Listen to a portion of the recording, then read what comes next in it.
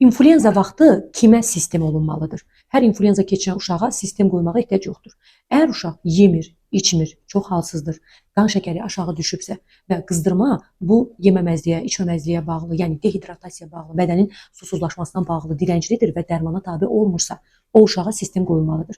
Amma valideynlərin ən çox soruşduğu sual sistemə vitaminlər qata bilərikmi? Xeyr. İnfluenza zamanı sistemə qatılan vitaminlərin heç bir mənası yoxdur. Sadəcə burada məqsəd bədəni hidratasiya eləməkdir. Yəni susuzlaşma vəziyyətindən çıxarmaqdır ki, bilirik ki, viruslar bədəndən maye vasitəsilə çıxır. Nə qədər virus zamanı biz çox maye qəbul eləsək, virusun hüceyrələrə replikasiyasının qarşısını almış oluruq və virus bədəndə çox yayılmamış olur, belə loru dildə desək. Odur ki, viruslar zamanı çoxlu maye vacibdir və bədəni susuzlaşmağa qoymamaq vacibdir. Susuzlaşma əlaməti hiss etdiyimiz və buna bağlı qızdırması dərmana tabe olmayan uşaqlara sistem qoyuruq və bu sistemə sadəcə serum fizioloji qatırıq, qızdırma varsa qızdırma düşürücü qatırıq. Əgər uşağın şəkəri çox aşağıdırsa glikoza dəstəyi də edə bilərik. İçində vitaminlər, kokar, vitamin C, ribaksin bunlar çox keçmişdə qaldı. Sovetin dövründə qaldı və bugünkü gündə, güncə dünyada bunu qatan yerlər də var, təəssüf ki, bu yanlışdır. Yəni uşağa qidalandırıcı, dəstəkləyici kimi ancaq və ancaq maye dəstəyi eləmək lazımdır viruslar zamanı ki, bu çox faydalıdır və əlbəttə yemədiyi üçün qan şəkəri aşağı düşən uşaqlara yoxlayırıqsa, kapilyar şəkərdə